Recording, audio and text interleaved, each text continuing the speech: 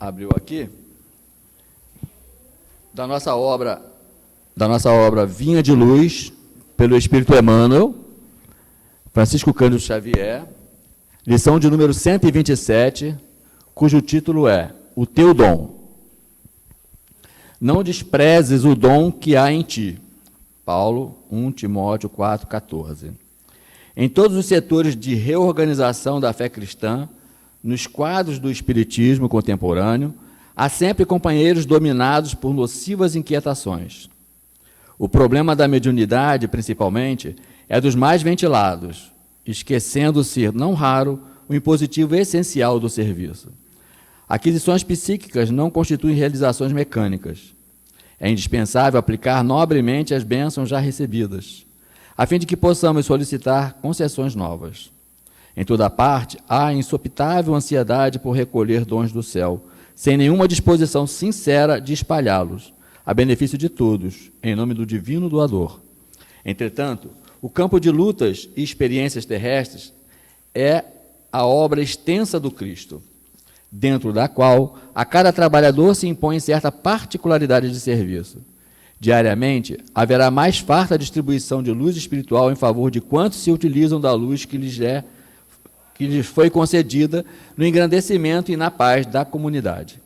Não é razoável, porém, conferir instrumentos novos a mãos ociosas, que entregam enxadas à ferrugem. Recorda, pois, meu amigo, que pode ser o intermediário do mestre em qualquer parte. Basta que compreendas a obrigação fundamental no trabalho do bem e atendas à vontade do Senhor, agindo incessantemente na concretização dos celestes desígnios. Não te aflijas, portanto, se ainda não recebeste a credencial para o intercâmbio direto com o plano invisível, sob o ponto de vista fenomenômico. Se suspiras pela comunicação franca com os espíritos desencarnados, lembra-te de que também és um espírito imortal, temporariamente na Terra, com o dever de aplicar o sublime dom de servir que há em ti mesmo. Que lição! Que lição! E assim, fechemos os nossos olhos para que nós possamos nos encontrar conosco mesmo, que já reside em nós esses dons que aqui a lição nos alertou. Para que essa comunicação com o plano espiritual que nos assiste nessa hora se faça de forma plena, completa e intensa dentro de nós, a partir do nosso abrir de algemas com os compromissos que deixamos lá fora, com certeza, Senhor, porque aqui queremos brindar com a nossa irmã o conhecimento que ela traz para nos ajudar no melhor entendimento das tuas lições do teu Evangelho, através da obra que ela vai trabalhar para nós aqui, discorrendo sobre o conhecimento que ela já detém sobre essa obra.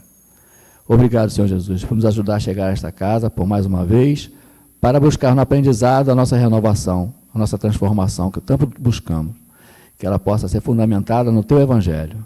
Obrigado, Senhor, e toda a espiritualidade amiga, em especial o nosso irmão e amigo e patrono, Frei Fabiano de Cristo, que tanto nos assiste nos trabalhos que aqui realizamos. Obrigado, Senhor, por toda a paz que já se encontra em nós, neste momento, onde buscamos a nossa edificação no teu Evangelho. Abençoe esse nosso propósito, fica conosco agora, todo e sempre, que assim seja. Que página, né? Que página, né? Maravilhosa, né? Tudo a ver com o que a gente vai discutir.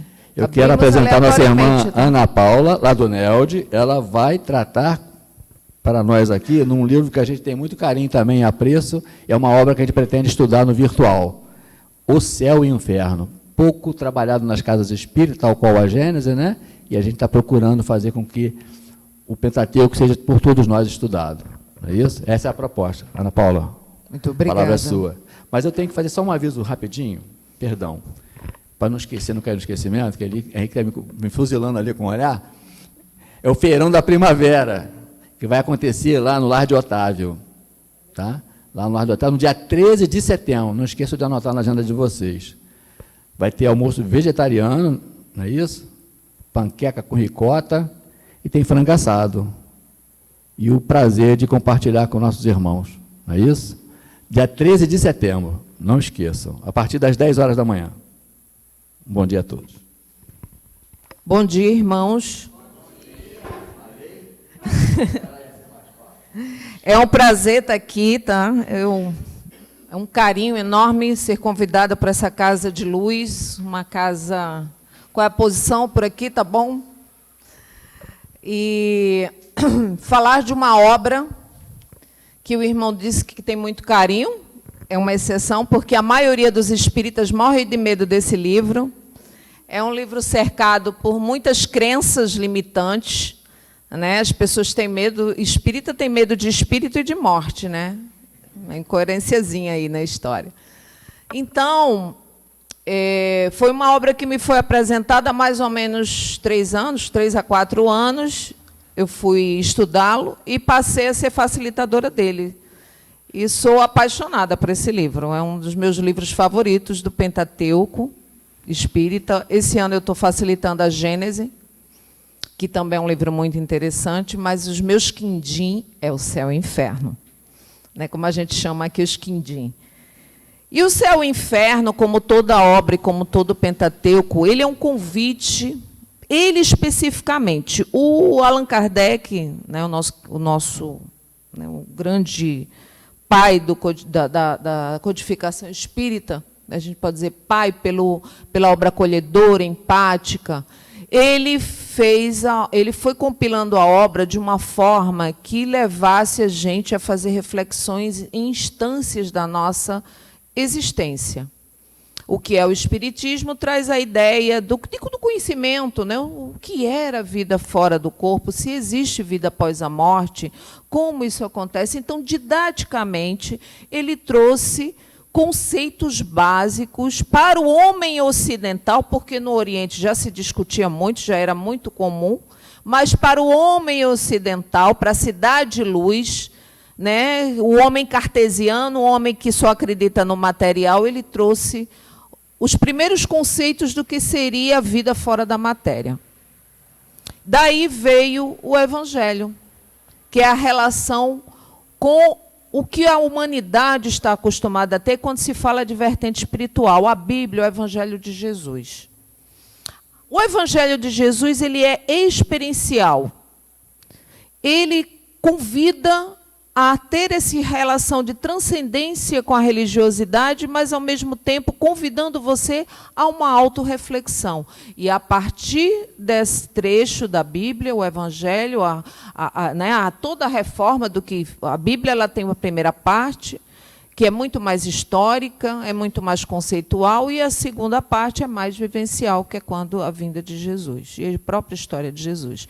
E aí ele pegou esse Evangelho e trouxe para as obras, para que a gente tivesse um livro de auxílio, assim, eu vou olhar, eu estou com algum problema, vou abrir aleatoriamente, e aí vem a mensagem.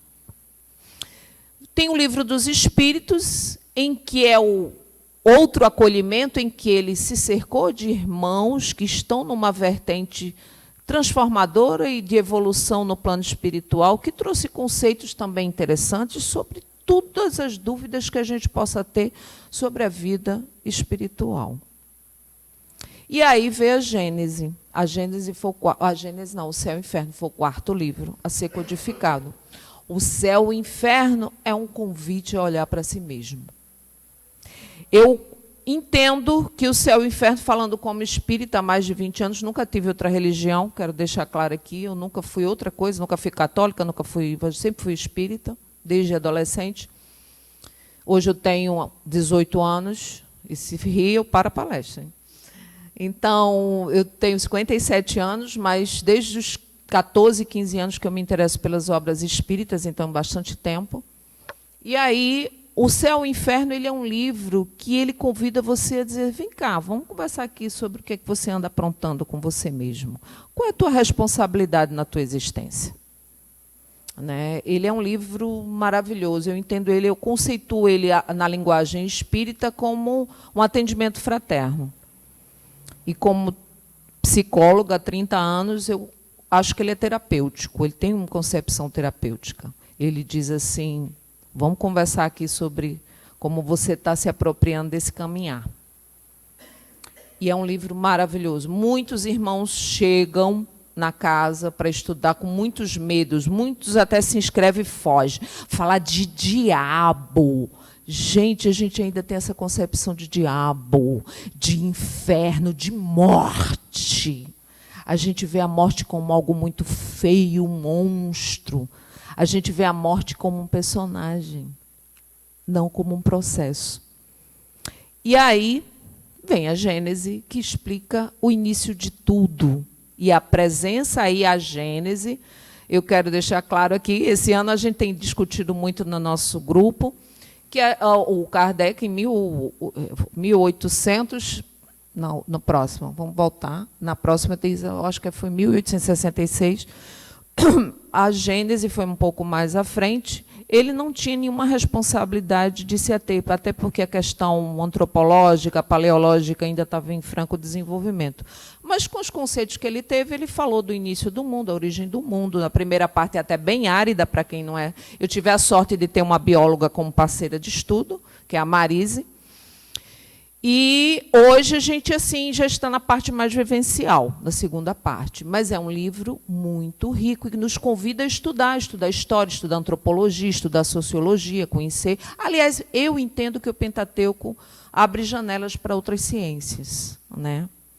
E aí eu quero trazer para vocês, né, o céu e o inferno. Esse primeiro slide, o céu e o inferno, a justiça divina sob a ótica espírita. A gente gosta muito desse termo, né? Justiça divina, eu acho muito forte. Mas o que é justiça? Aí, primeiro, a gente começa refletindo do que é a palavra justiça. Aí, quantas vezes nos perguntamos por que pessoas boas sofrem? O que acontece após a morte? Existe punição eterna? Deus castiga seus filhos? Essas perguntas acompanham a humanidade desde sempre. Allan Kardec dedicou uma obra inteira a respondê-las à luz da razão, da observação dos fenômenos espirituais e dos ensinamentos dos espíritos. Eu errei por um ano, 1865. O Céu e o Inferno foi publicado em 1865 e é considerado uma das 5 obras fundamentais da codificação espírita. 1865, se a gente for... Por que surgiu? Por que aconteceu a codificação? Por que essa obra? Naquela época, estava ainda no governo de Napoleão IV, a França estava num processo de transformação social, da transformação da economia, a indústria estava crescendo, todos os setores, mas ainda havia um abismo social enorme, de pessoas muito ricas e de muito pobres. E a igreja, como sempre, atrelada a todas essas transformações e a manipulação dessas massas que estavam insatisfeitas com o governo de Napoleão. Quando Kardec começou a divulgar suas obras, naquele momento que as obras tomaram, primeiro começou com a burguesia, com as pessoas empoderadas, mas que estavam insatisfeitas. Bem, se a gente começar a discutir antropologicamente e sociologicamente por que das mesas girantes, por que só atingir as camadas sociais mais altas e tudo mais, quando a gente está estudando, por isso que eu digo, gente, estudem as obras, participe dos grupos de estudos, porque a gente vai entender muita coisa. Quando a gente vai estudar um fenômeno, qualquer situação, quando alguém, por exemplo, vai te contar uma história, a gente precisa se debruçar sobre o contexto daquela história. É como eu contar uma fofoca para a Esté, e, de repente, a Esté só ouviu o meu lado, não ouvi toda a situação. Então, tudo teve um porquê. O porquê daquele momento da codificação, de toda a perseguição ao próprio Allan Kardec. Porque o Allan Kardec ele veio no contraponto da insatisfação das pessoas que tinham conhecimento a mais, que tinham acesso à educação, e que, infelizmente, quem tinha acesso à educação naquela época eram pessoas que tinham mais poder aquisitivo, as pessoas mais empobrecidas não tinham. E aí as pessoas estavam num momento, como é que eu posso dizer, de descrédito com a vida espiritual, com a questão. As pessoas estavam vivendo como autômatos, apenas no aqui e agora. Tanto que a filosofia, né, foi muito, naquele momento, o pensamento do aqui e agora, o pensamento de que vamos viver loucamente e esquecer o que der, o que vir, virá. Né? Vamos viver o hoje. Ainda Ainda existem algumas pessoas que pensam assim no mundo atual. Mas naquela época era muito comum, porque a igreja ela construía um parâmetro de paraíso, de céu, muitas vezes inatingível, que não cabia na realidade e no pensamento daquelas pessoas. E aí começou a curiosidade do Allan Kardec como um homem erudito e com um grupo erudito sobre essa questão espiritual. Não só pode ser isso. Se Jesus justo e bom, ele não pode se apresentar dessa forma como um cobrador de impostos. E aí ele foi escolhido pela espiritualidade amiga, pela infinita misericórdia de Deus Pai, para ser a pessoa que trouxesse o alento para aquela sociedade tão sem esperança e tão abatida, né, pela questão que estava acontecendo na França naquela época, social, e religiosa e espiritual. Né? E aí veio esse pensamento, né, ele se debruçou, ele foi buscar, a partir da codificação, espíritos se prontificaram a ajudá-lo nisso, irmãos que passaram para a vida, para o plano espiritual e trouxeram o seu depoimento desse processo de transição. Você imagine, numa sociedade de 1865, a pessoa falar que o irmão foi uma pessoa que, de repente, foi morta pelo governo Napoleão, porque existia pena de morte, né? E aí vir e trazer o seu depoimento da sua passagem, como foi sua vida. E é como diz, o céu e o inferno, ele apresenta um contexto existencial de que a gente leva da vida a vida que a gente leva. Ele nos chama a responsabilidade. Por isso que eu acho que, no fundo, a gente tem medo dele por isso, porque ele aumenta a nossa responsabilidade nesse caminhar reencarnatório. E aí, Kardec está ali a presença da igreja, né, que o perseguiu bastante, queimou seus livros. Kardec observou que muitas religiões apresentavam uma visão baseada no medo, porque o medo é controle, gente. Quanto mais medo você tiver daquilo que eu digo, olha, não vai até ali, porque ali tem um bicho. Quantas vezes a gente faz isso com as crianças? Façam não, eu vou falar como psicóloga agora.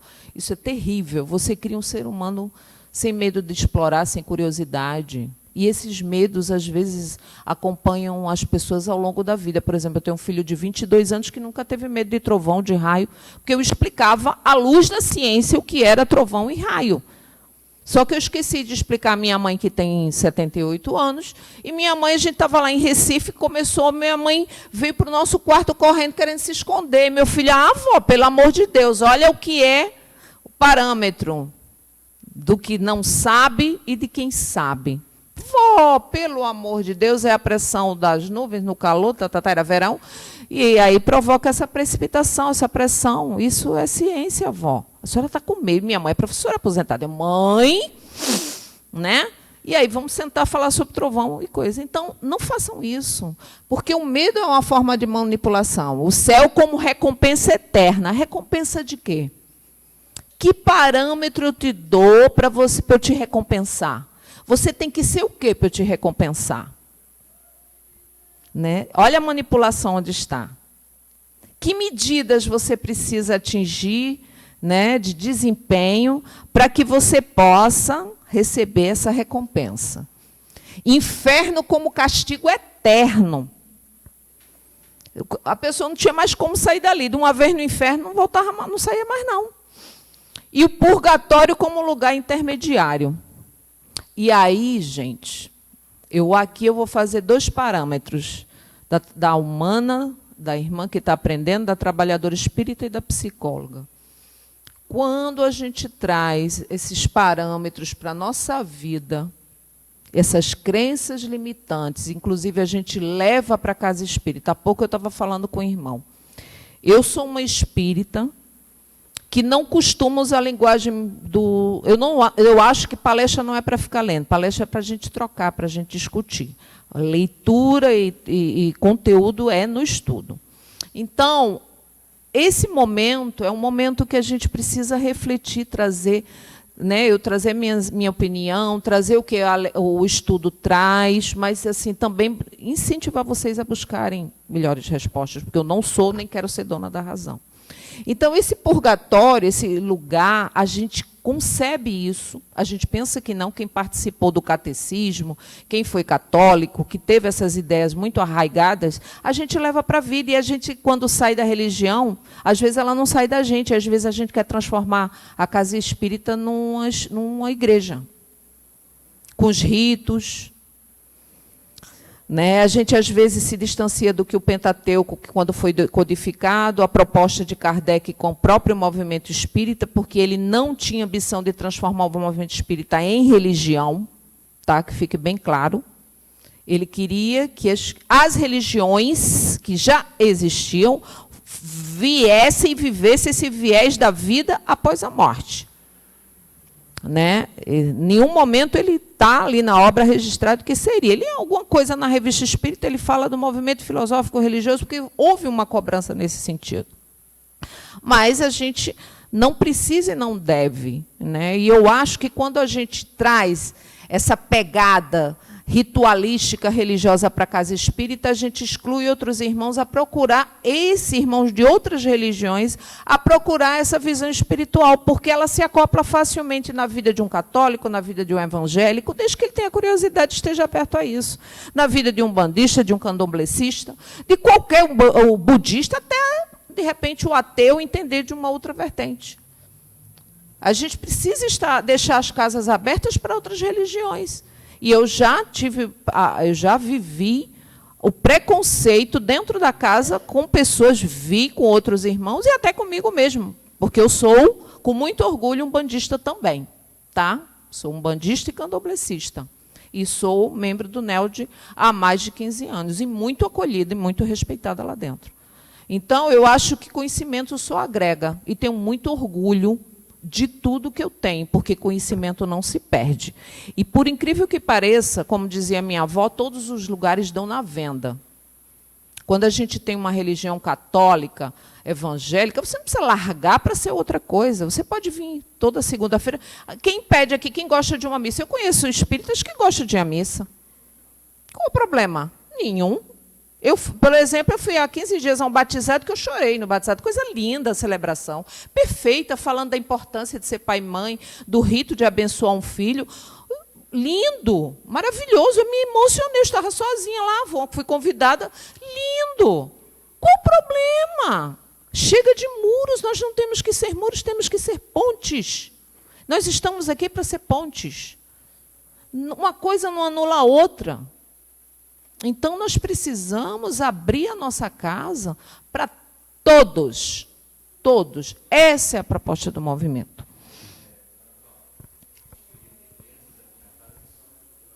Olha que maravilha, belíssimo, belíssimo. E eu lá na casa...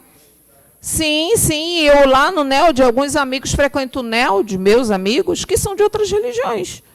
Ana, eu quero ir para a sua palestra. Vamos, mas tem outras também. Aí eu mando para eles. Entendeu? Então, essa visão outra coisa. Olha a cara dessas pessoas.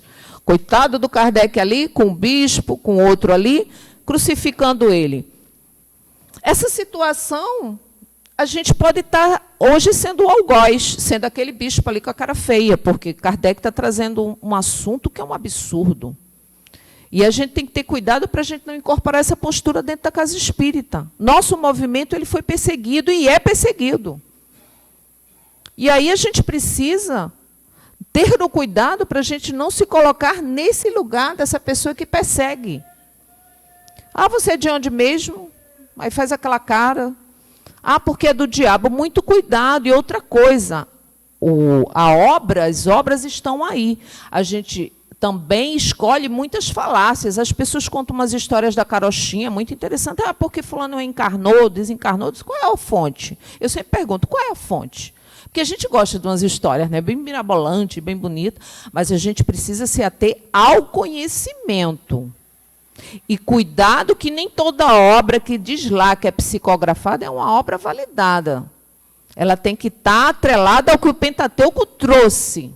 Se foge muito, se está muito, a gente tem que ter muito cuidado. Até quando a gente foge, a gente tem que ter consciência de que fugiu, porque existem obras de cunho espiritualista que não foram validadas pela obra, elas vieram paralelo ao Pentateuco, né, mentores e outros autores, que não é do... E a gente precisa separar o joio do trigo. Então, a gente precisa ter muito cuidado com o que a gente propaga dentro da casa espírita, porque, às vezes, a gente conta umas histórias mirabolantes. Porque fulaninho reencarnou, está no céu de São Paulo, mentor tal, não sei o que. Eu disse, mas, gente, as pessoas já sabem até quando reencarnou. Que interessante, legal. Né?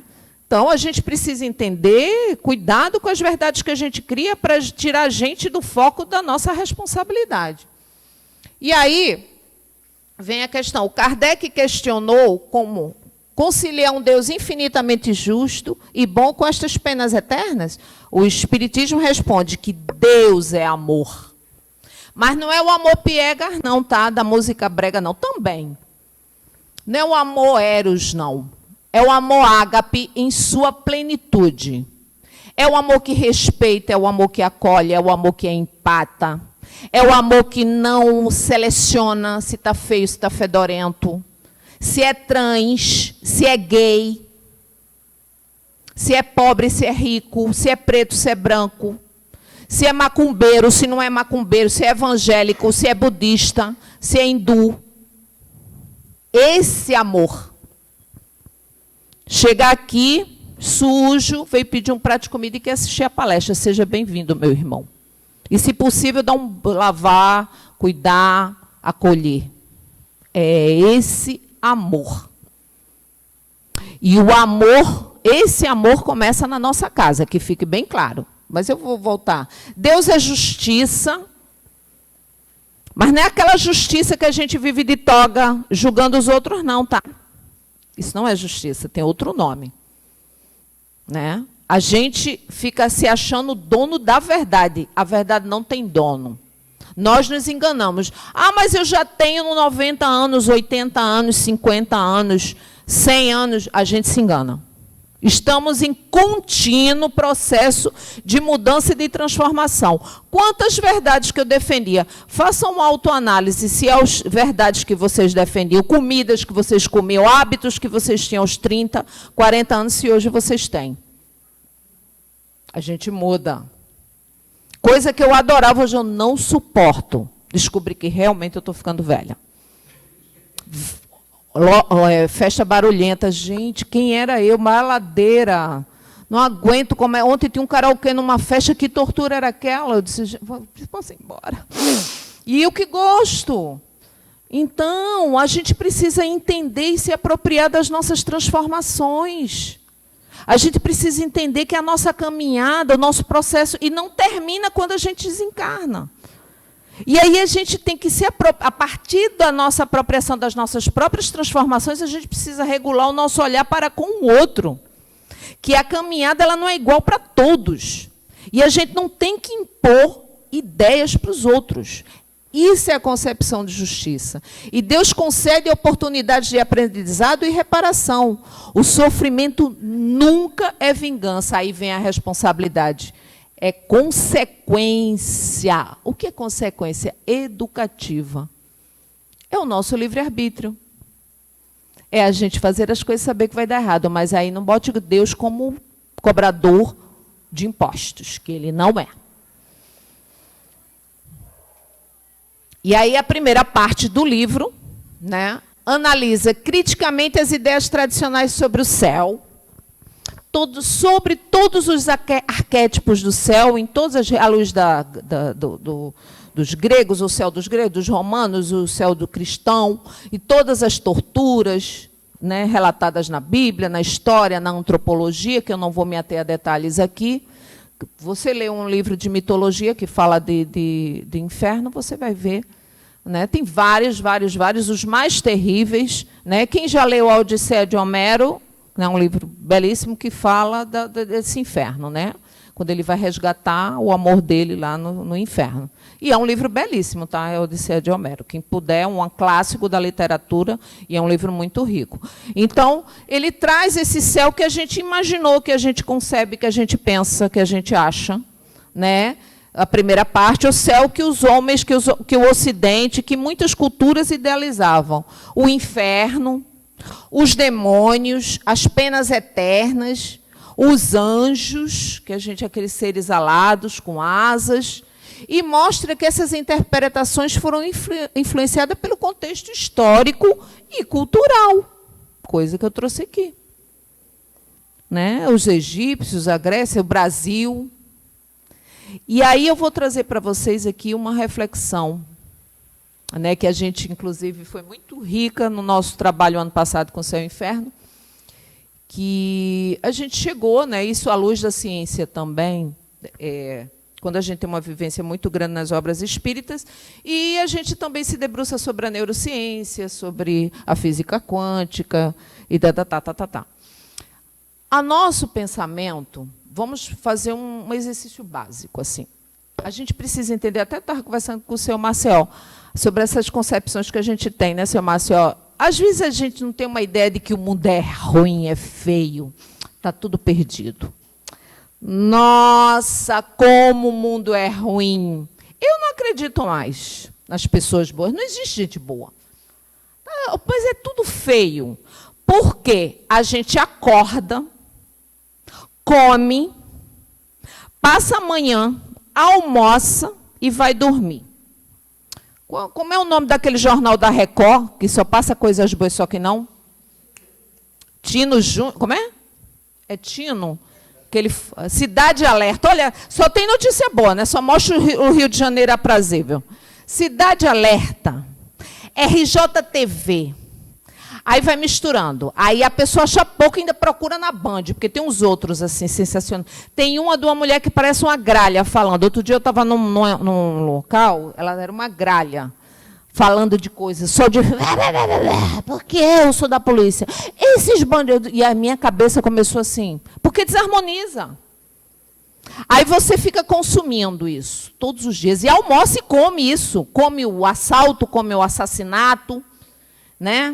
Numa hora tão abençoada, numa hora em que você está energeticamente se alimentando teu corpo físico e espiritual. E aí você fica alimentando. Você vai ter uma concepção de mundo bonito? Você vai plasmar, porque a gente já estudou que pensamento é matéria. Você vai plasmar um mundo bonito? Você vai se sentir acolhido num mundo assim maravilhoso? Não. O mundo, com o seu conceito, é a partir da interiorização do que você percebe, do que você está vivenciando. E aí isso vai formatando o teu comportamento também, porque você vai ficando agressivo, você vai matando o teu lado afetuoso, você já vai aos poucos perdendo a tua capacidade de sentir, de expandir teus sentidos, você vai, numa linguagem mais popular, se animalizando. Até o sexo fica animalesco. Até o beijo e o abraço que você dá, se der, porque nem isso acontece. Você fica sendo regido por sentimentos animalescos, tesão, desejo do que deve e o que não deve. Até o teu parâmetro de ética e de respeito fica comprometido. Ana, mas você está exagerada. Não. Isso não é da noite para o dia, não, gente. Isso não é da noite para o dia. E aí você sai, você só presta atenção nas coisas ruins. Aí vai assistir televisão. Não, então eu não vou assistir mais jornal. Eu vou assistir uma novela que do início ao fim, às vezes os atores são ótimos, o enredo é ótimo, mas, gente, a maldade ela não cessa em nenhum momento. Não há uma regeneração naquela situação. É maldade, é traição, é mentira, e a pessoa é presa, e é injustiça. Aí a pessoa está... Isso antes de dormir, que você está se preparando para se desdobrar. Você vai fluido para o mundo espiritual? Não, porque a matéria, ela, a partir desse magnetismo, a gente fica mais denso. A gente é denso, né? Porque a gente está encarnado. E aí a gente vai dormir, em vez de ler algo assistir algo que edifique, ler. A leitura é ótima, principalmente para quem tem insônia. Super indico, leia. Escolha um livro, não vai ler sobre matemática quântica. Escolha um livro leve, uma leitura gostosa. Você vai ver que o sono vai chegar. Toma um bom chá, evita comer coisas pesadas, ninguém vai comer um mocotó nem uma feijoada antes de dormir. Né? E aí escolhe o ambiente, faz a tua prece e deita. Facilita a vida dos nossos irmãos que querem trabalhar com a gente no plano espiritual, porque a gente não tem facilitado. E aí assisti, não sei quem é uma cuida, que não tem amor, não tem nada. Outro dia eu briguei com meu marido, que é noveleiro. Eu digo, pelo amor de Deus. Outro dia eu desci, parecia que a minha casa estava sendo cravejada de bala.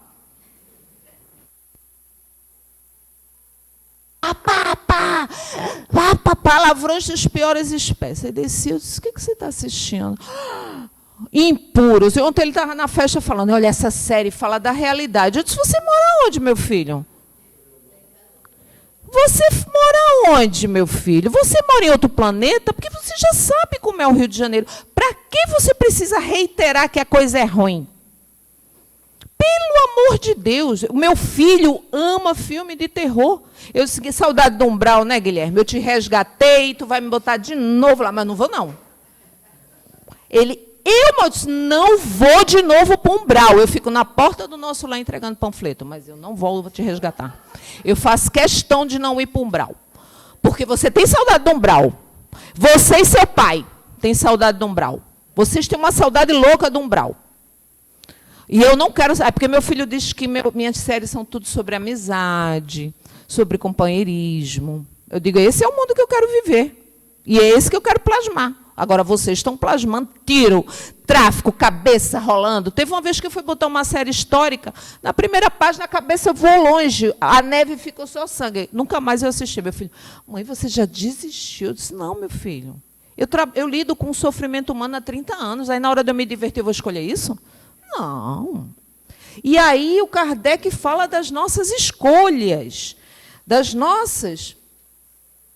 Aí vem a segunda parte, a parte histórica. Ele traz toda a parte histórica, na primeira parte, de onde vem esse inferno, de onde vem essas concepções.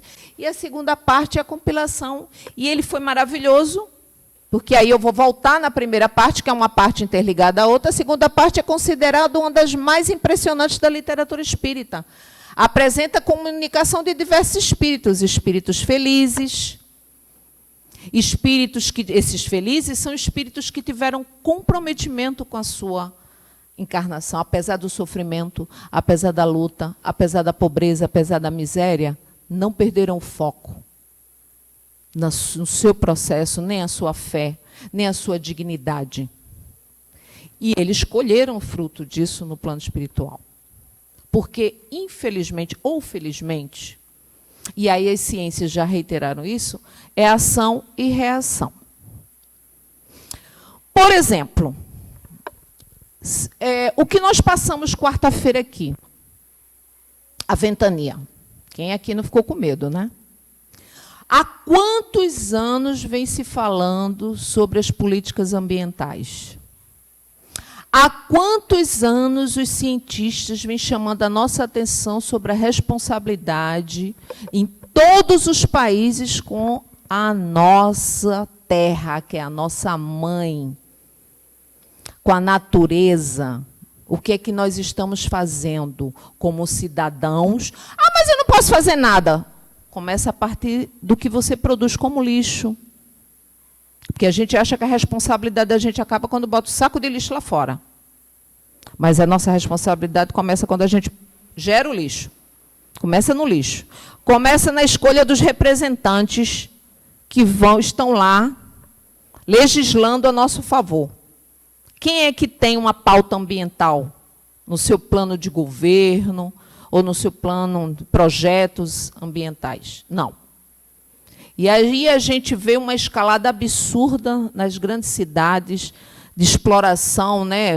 Rios sendo assoreados e tudo. Vocês acham que isso tudo, poluição em larga escala, ou vocês acham que isso tudo, consumo de combustível fóssil, né? Porque agora a vida dessas montadoras é falar mal dos carros elétricos. Como toda tecnologia nova, o processo vai sendo adaptado e melhorando. Tem melhorado bastante. O meu ainda não é elétrico. Mas a tendência é essa, deixar de consumir porque faz mal para a nossa terra. Então, quarta-feira, a gente colheu a lei de causa e efeito. Não tem nada a ver com Deus, nem com santo nenhum. Tem a ver com a nossa irresponsabilidade. Está há meses falando do El Niño, que é uma consequência. Olha a Europa aí sofrendo horrores. Quando a gente fecha a porta fazendo de conta que não é com a gente, chega. quando a gente é imprevidente. Então, Kardec ele traz essa questão aí, os espíritos sofredores, que viveram irresponsavelmente, que fizeram de conta que não eram com eles, suicidas, criminosos arrependidos, materialistas, pessoas comuns. Cada relato demonstra que a condição espiritual depende das escolhas realizadas durante a vida. Está nas nossas mãos. A gente vai levar a vida, não pensem que ao desencarnar vocês vão chegar lá. Eu agora gosto, seu nome, perdão. Eu não gostava de Daniel, mas agora que eu desencarnei, eu passei a gostar de Daniel. Não, vou continuar não gostando de Daniel. Eu não gostava de Esté, mas agora que eu desencarnei, vou passar a gostar de Esté. Não, eu não gostava de Canjica, mas agora que eu desencarnei, vou passar a gostar de Canjica. Não, eu vou ser exatamente o que eu era aqui. Uma pessoa antiética, mentirosa, vou continuar sendo antiética e mentirosa. E lá eu vou para a escolinha, vou ser retrabalhada, vou dar um trabalho danado, porque a espiritualidade não tem nada para fazer, aí eu vou dar mais um trabalho para a espiritualidade, porque aqui eu resolvi ser criancinha, fazer de conta que não é comigo. Né? Porque é mais fácil botar a culpa no outro. E aí eu vou entrar na cerne, a partir desses relatos, dessas condições, esses espíritos, inclusive, a gente vê, tem uma cor muito forte, suicida, materialista. Tem um caso específico bem rápido, de uma mãe que tinha 3 filhos, que ela não fazia nada da vida dela. Nada. Aí perguntava você, você cuidava dos seus filhos? Não. Você tinha vontade? Também não. Você gostava de ser casada? Também não. Então, ela não gostava de nada. O ócio era a bandeira dela. Ela foi para o plano espiritual. Ainda ficou aborrecida no plano espiritual. Porque ela queria continuar no ócio. Olha só. Então, a gente tem que se preparar, gente. Morte é um processo. É a única certeza que a gente tem quando a gente nasce. E a gente precisa saber, e eu acredito muito na questão da boa morte, da gente poder fazer um processo transitório ajudando não só a gente nessa passagem, como a espiritualidade. E os que nos amam, porque precisam ter orgulho, né? Poxa, foi uma pessoa tal. Tem coisa pior, fulano, já foi tarde, Deus que me livre. Isso tudo reflete, nós emanamos energia, o nosso pensamento, volto a dizer, é matéria. Então, a nossa responsabilidade, esse livro diz assim, acorda, você tem o seu GPS existencial na mão. O seu GPS existencial não está na mão de Jesus, não está na mão do mentor da casa, não está na mão do seu Marcial, não está na mão de ninguém, está na sua mão. E, às vezes, nós jogamos fora dádivas que a gente conquistou ao longo das nossas vidas pretéritas, pessoas que foram encaminhadas para nos ajudar, e a gente exclui da nossa vida pela nossa ignorância e pelas nossas crenças limitantes. Pela nossa forma de ficar batendo o pezinho e se comportando como criança birrenta. Se não fizer do jeito que eu quero, eu também não quero. Quantas vezes a gente se comporta assim, fica de cara feia o dia todo num domingo lindo como esse? Porque a mulher não falou do jeito que ele queria, ou o homem não falou do jeito que ela queria. Ou o companheiro não sabe chegar e conversar. Vem cá, vamos conversar aqui. O que aconteceu? O que você tem? O que está passando? Não.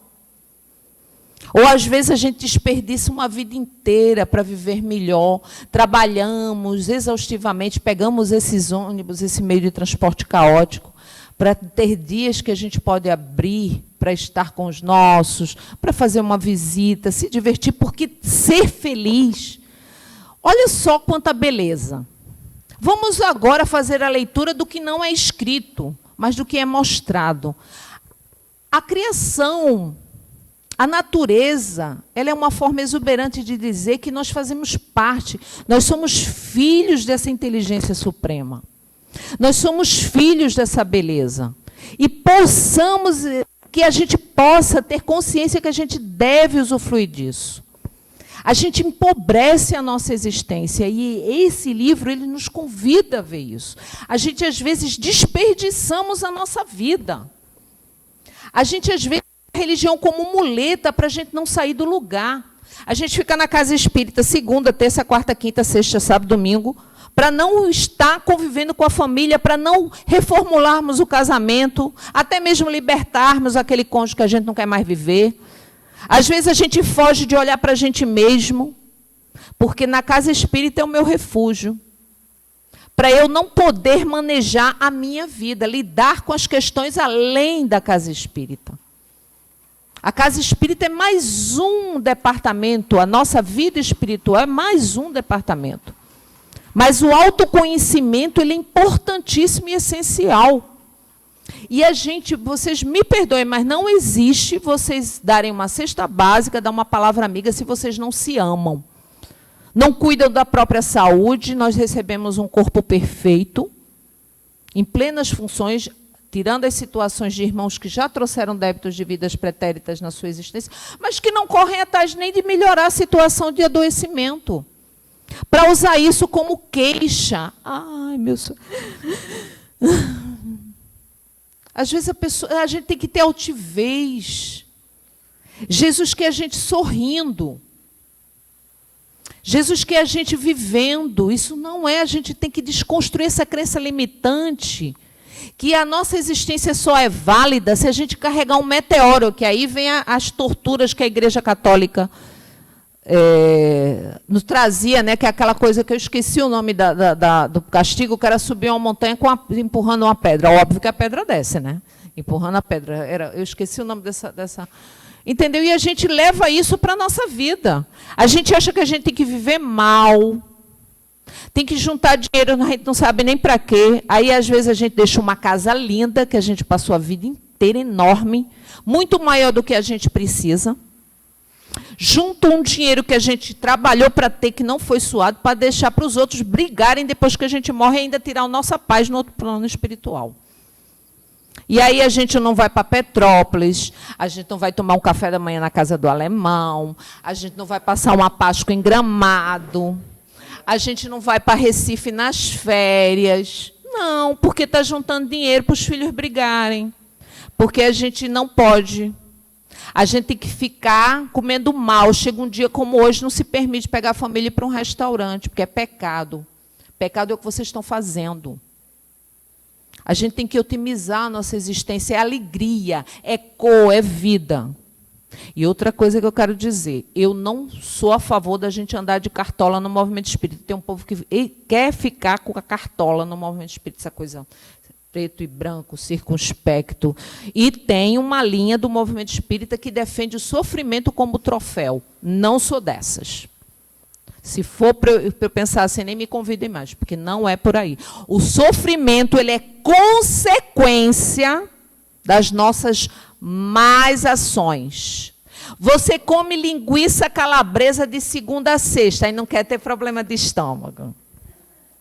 Chega no Guanabara, tá aquelas peças de linguiça. É só uma linguicinha. Não quer comprometer os rins. Não. Meu marido perdeu um rim na pandemia.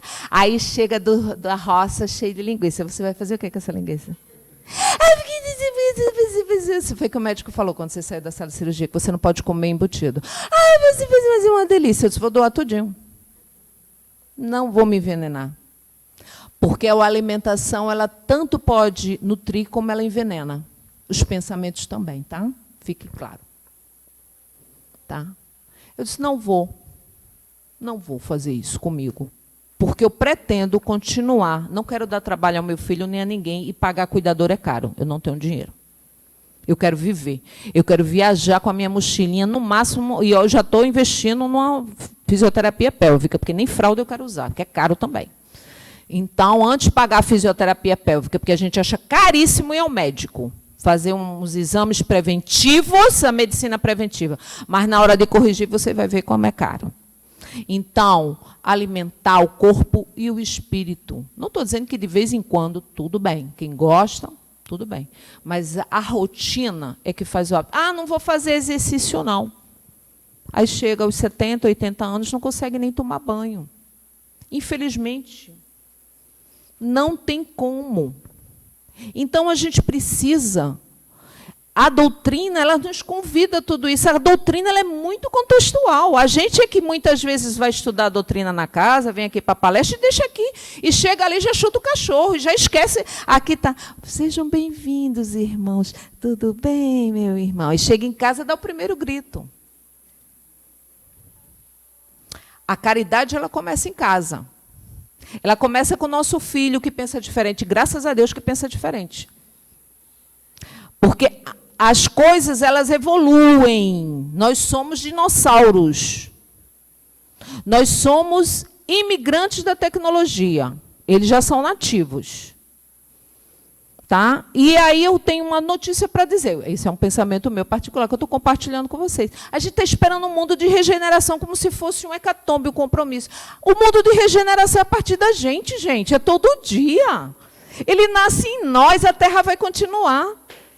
O mundo de regeneração, enquanto estamos aqui, independente da idade, temos que vibrar e transformar nas nossas ações pequenas, grandes, médias, diárias. Esse mundo ele só nasce a partir da gente, nas nossas escolhas, na nossa atuação como cidadãos, como pessoas, como marido, esposa, filho, mãe, pai. Porque a mudança ela dá através das pessoas, ela não é territorial, não é a terra que vai virar regeneração, somos nós. São as pessoas. Esse mundo de regeneração que a gente sonha, as árvores não vão mudar de lugar, as coisas vão continuar. Somos nós. O que se espera é que o mundo mude através das pessoas. E aí a gente fica fazendo a manutenção de crenças limitantes com a síndrome de Gabriela. Eu nasci assim, vou morrer assim. Vai pagar um preço alto, hein? Eu nasci assim, vou morrer assim. Vai pagar um preço alto.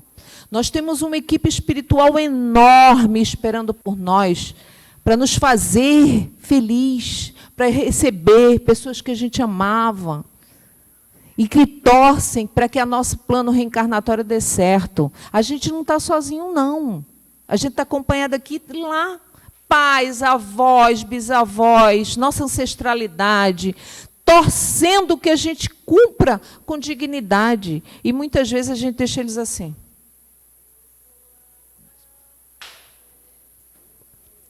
Precisamos repensar isso. Deixa eu passar aqui, que a hora está voando, quando a gente está no papo bom.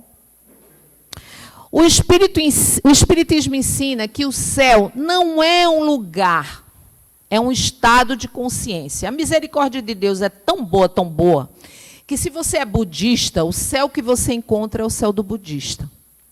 Quando você é evangélico, você é recebido por uma concepção de céu evangélico. De repente, um pastor que partiu, alguém que vem. Em nenhum momento a espiritualidade quer impor nada. Se você é ateu, do mesmo jeito. Ah, vai ser lançado direto para o inferno? Não, porque eu conheço muitos ateus muito mais dignos do que quem anda com a Bíblia e que sabe de qual é o Evangelho. Não vem com essa, não. Então, esse céu, ele nasce a partir daqui, da nossa concepção. E para que a gente seja confortável, quando a gente retorna à pátria espiritual, eles constroem, nosso pensamento é mimetizado a partir do que a gente imagina, para que a gente se sinta acolhido, porque é tudo muito novo dessa partida. E a misericórdia, o amparo dos nossos amigos espirituais é maravilhoso. Então, eles, se a gente tem merecimento, né? Vamos fazer para merecer. Eles trazem essa concepção. Até o umbral é a partir da concepção interiorizada de inferno que a gente tem. Por incrível que pareça. E aí vem... O inferno também não é um lugar físico, é uma concepção, é o sofrimento moral criado pelo próprio espírito que vive no egoísmo, no orgulho, no ódio, no apego. Leva consigo esses sentimentos após a morte. Da mesma forma que quem cultiva amor, perdão, caridade e humildade encontra maior paz espiritual. Assim carregamos conosco nossa verdadeira morada interior. Então, o mundo, o inferno, o paraíso está aqui. no nosso mundo de pensamentos, imagens e concepções interiores que a gente tem desses espaços. A principal mensagem é: somos responsáveis pela construção do nosso destino. A responsabilidade só aumenta para todos nós, né? Não existe favoritismo, não existe condenação eterna, existe liberdade, responsabilidade, lei de causa e efeito, misericórdia divina.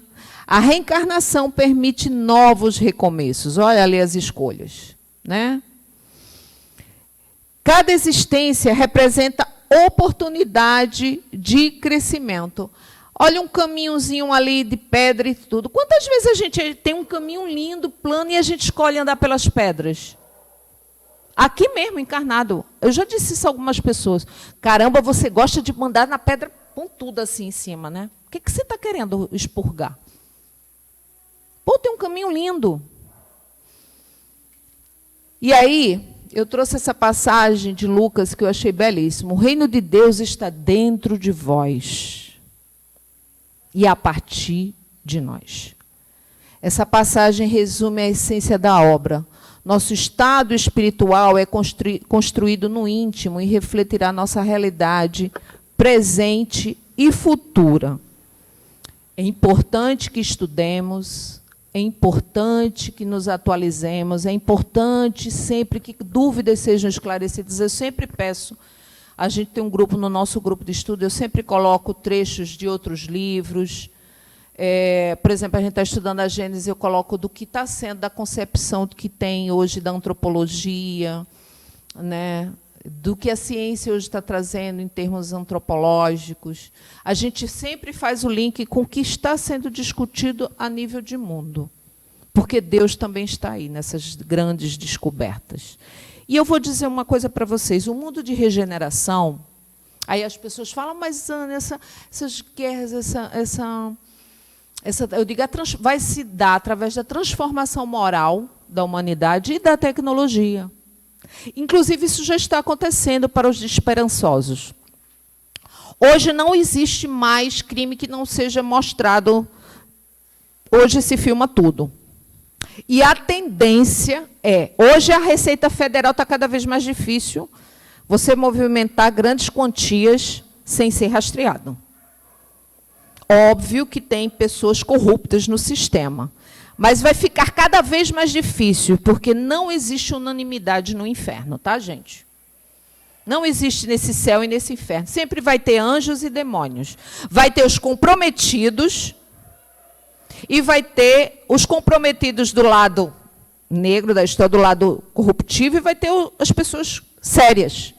Haja visto o nosso atual governador, que está fazendo uma limpa. E eu estou achando muito interessante, porque é uma referência, é um homem conhecido, ele não tem, é uma pessoa comprometida com o que ele representa, é um desembargador. E aí a gente precisa entender que existem sim pessoas boas, que existem sim lugares bonitos, só ampliem o raio de atuação de vocês existencial. Parem de guardar dinheiro para o povo brigar, parem de construir. Tem gente que adora uma obra, façam engenharia, vão vender esse trabalho. Tem gente que vive na porta do armazém, mas não compra um sapato bonito, uma roupa, não come uma comida que gosta, não vai fazer um passeio, levar a esposa para passear, porque não tem quem aguente de segunda a sexta dirigindo fogão. Entendeu? Passear, conhecer novas culturas, que aí a gente amplia. Dentro da possibilidade de cada um, nós temos lugares tão aprazíveis aqui ao nosso redor, enquanto temos saúde, para a gente ter histórias para contar. Né? Sentar um dia numa praça lá em Minas. Minas é um lugar maravilhoso, tem várias cidades de todos os tamanhos que a gente possa curtir. O próprio Rio de Janeiro. O nosso país é riquíssimo e belo. E fica a gente com uma pirangagem, como diz na minha terra, uma mesquinharia, não tem dinheiro para nada, guardando para quê? E vai passando os anos, aí quando morre, vem na mesa, no desenvolvimento mediúnico, a minha casa, eu quero minha casa, a casa é minha. O meu dinheiro.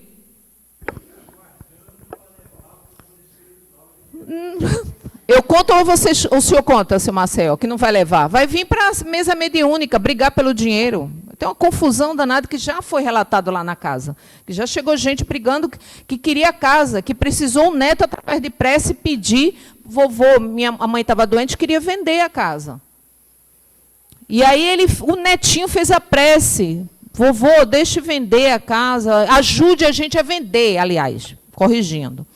Isso foi alguém que trouxe da reunião mediúnica lá no NELD. E aí ele veio à mesa liberar a venda da casa, porque ele estava preso na casa. Olha só que situação.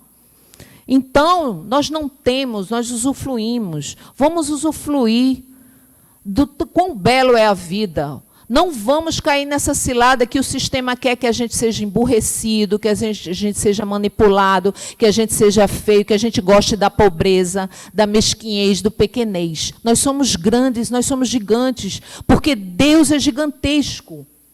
A misericórdia divina é infinita, a inteligência suprema é maravilhosa. E vamos nos apropriar desse sopro divino, porque aquele sopro em que foi relatado na Gênesis é a nossa porção Deus. Na criação, quando Deus soprou e que nos deu vida, Ele disse, és meu filho. E aí a representação que Jesus traz no Evangelho, quando diz que com uma fé do tamanho de um grão de mostarda, diz para o monte, sai daqui e vem para cá, não é um monte não. Quem é que vai chegar no monte? Monte, saia daqui e venha para cá. O monte são as nossas tralhas, o nosso quarto, das coisas que a gente não quer mais ficar aqui, as raivas, eu não falo com ele há 30 anos, eu não vou me rebaixar. Olha que coisa orgulhosa, só que não, né? Quantas coisas a gente guarda, né? E aí Jesus diz que se a gente se apropria dessa força, eu vou conseguir sim. Eu quero fazer uma faculdade com 50 anos e vai fazer com 60, com 70, com 80, com 90, com o que quiser. Vamos nos preparar para transformar. Não quero mais morar aqui, vou morar em outro lugar. Vá morar em outro lugar. Não quero mais esse casamento, mude. Liberte o outro também de aguentar você com a cara feia o dia todo. Né? Vamos nos apropriar, vamos ser felizes, gente. Vamos sorrir mais. Porque, às vezes, a gente vai chegar lá e vão mostrar a gente o que é que você fez, querido. Que você foi lá, ficou 60, 70... Eu fui lá só para a casa do seu Maceió. Foi? E o que mais? Nada. Não é o bastante. Né? Vamos pensar. Vamos pensar. Muito obrigada pela atenção. Convido-os a participar dos estudos. Aqui tem. Então, por favor, nada de preguicinha. Em vez de assistir a novela, vamos assistir estudos. Olha, eu tenho certeza que o lucro é muito maior. Leitura, leitura, leitura. A leitura liberta. A leitura, ela transforma. A leitura não deixa a gente bobão, caindo em conversa mole. A leitura não faz com que a gente acredite em crendice. É libertária. Estudo é libertário. E o estudo é maravilhoso, que a gente troca, a gente conversa, a gente ri. Pelo menos o meu extremamente animado. Eu conto piada, a gente pega uma situação, a gente traz outra, troca texto, e nosso grupo não para do WhatsApp. Porque a gente troca, a gente conversa, não é aquela coisa... Porque, imagina, 8 horas da noite no NELD, às vezes numa terça-feira, um frio danado e ainda ser chato, não pode, né? Tem que ter balinha, tem que ter coisinha e a gente ri. Então, a gente traz lá, eu, pelo menos como facilitadora, eu trago o Pentateuco para a nossa vida, para que a gente saia daqui e faça a reforma. E a reforma começa agora. Não pode deixar para a semana que vem, não. É feito dieta que você mente, diz que vai começar a segunda e não começa. É hoje, é aqui, é hoje. Porque pode ser que a gente não tenha esse amanhã. Né, tá? E lembrem-se, deem orgulho a quem te ama, que está lá do outro lado, esperando que você... Né, as expectativas, quem tem os seus entes queridos que já se foram, eles... Orgulho da sua mãe, do seu pai, de pessoas que você ama, que está do outro lado, que está esperando que você conte uma bela história. E lembrando que a gente tem tanto medo, é um karma. Karma se transmuta. A gente tem que aprender com as outras religiões também. Quando a gente conta uma história diferente dos nossos ancestrais, que não tinham escolha, não tinham conhecimento, muitas vezes eram embrutecidos e sofridos porque eles não tinham parâmetros. Hoje a gente tem. O nosso pecado é maior porque a gente está aqui na casa, a gente tem o acesso a conhecimento, a gente tem os recursos para buscar o conhecimento e não buscamos e fazemos a manutenção dessas crenças limitantes, que muitas vezes nos embrutecem. E aí a gente fica dizendo que se meu pai era seu, também você. Não pense que vocês não vão ser cobrados no plano espiritual, tá? Porque a vertente de pecado, ela é diferenciada para quem sabe e para quem não sabe. Tá bom? Quando a gente sofre as consequências de erros que a gente cometeu, sabendo que não deveria cometer, o peso é bem maior nessa volta dessa energia. Porque toda energia que vai, ela volta. Quando a gente deseja mal, quando a gente tem um pensamento ruim e quando a gente vibra mal. E o mundo é lindo. Um excelente domingo para todos e muito obrigada pela atenção. Obrigada pela honra de tê-lo aqui. Eu sei, eu amo o seu olho em cima de mim, amo.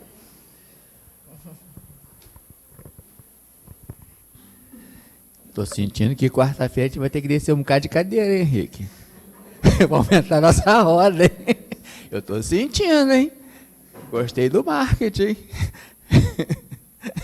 Vamos trazer ela mais vezes. Quarta-feira. A nossa roda de conversa aqui, ó. Tá... entendeu? É muito bom. Estou dizendo a você. É isso aí. Quarta-feira vamos descer umas cadeiras, Henrique. Olha, estou apostando nisso. Minha irmã, muito obrigado. E toda a espiritualidade amiga que te assistiu, com certeza. E a todos nós que abrimos nossos ouvidos, né, e aumentaram nossos desejos, nossa vontade de nos fortalecermos através do conhecimento. Como ela bem o disse, e a gente já sabe disso, mas às vezes não exercita, né? O conhecimento é libertador. Né? Todos nós estamos aqui porque já abrimos um pouco mais as nossas algemas, por isso nós estamos aqui. Um domingo desse ensolarado, ele está indo na praia, preparando para comer um peixe. Mas pode ir depois. Pode ir depois. Né? Então, convido a todos que fechem os olhos para mergulhar dentro de si mesmo, depois de toda essa reflexão proposta por ela e pela espiritualidade que a assistiu, para que nós possamos sair daqui revigorados, Senhor. Renovando as nossas energias, que aqui viemos buscar, mas também as nossas decisões de adotar novos critérios, novas atitudes, novos pensares, novos agir. Envolve-nos a todos, Senhor, nessas palavras, nesses conceitos, nesses entendimentos, para que nós possamos exercitar o Teu Evangelho na nossa vida prática. Obrigado, Senhor, e toda a espiritualidade amiga, por nos permitir vivenciarmos essa experiência, essa oportunidade. Vamos pedir permissão para encerrarmos esse primeiro momento, para dar continuidade para a segunda fase do nosso trabalho desta manhã. Obrigado, Jesus.